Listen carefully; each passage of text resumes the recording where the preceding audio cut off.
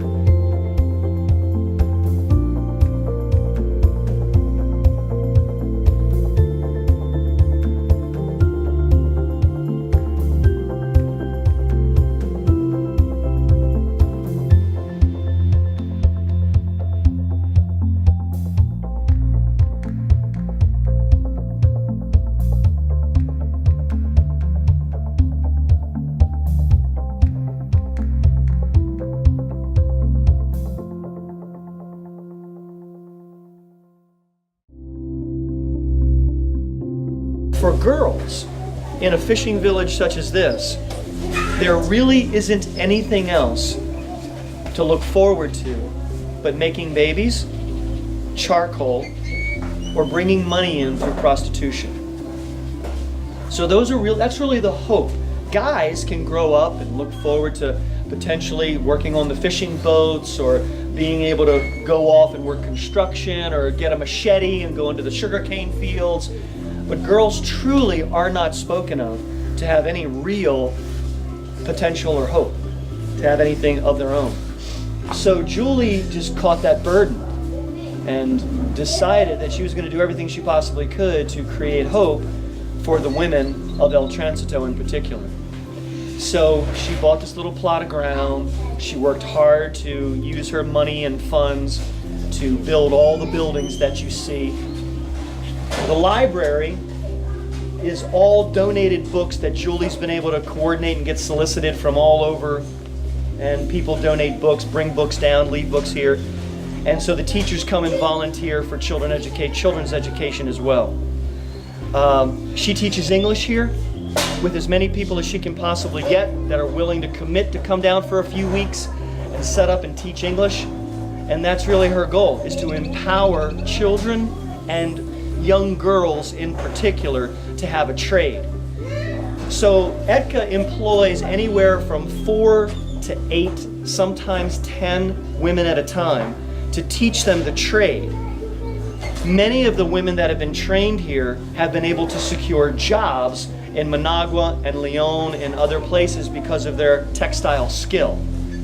So they make a little bit of money. Julie pays them, whether she sells any product or not, she pays them for what they make. Elizabeth is the manager of ETCA while Julie is not here.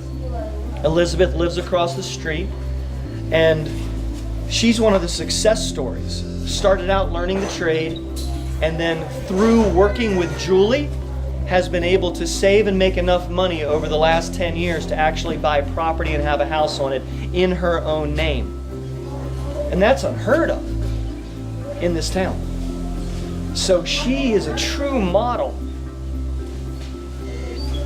of what it means for faith to be translated into works, and then those works actually improve the life of a woman in a third world remote fishing village. So that's why we do what we do. That's why Julie does what she does, to make a difference. It's what we did at the baseball field. It's what we did at the community school for the well. It's what we'll do when we visit the church and any other school, just to try to provide some sense of support and encouragement, to have hope beyond what this place does not offer.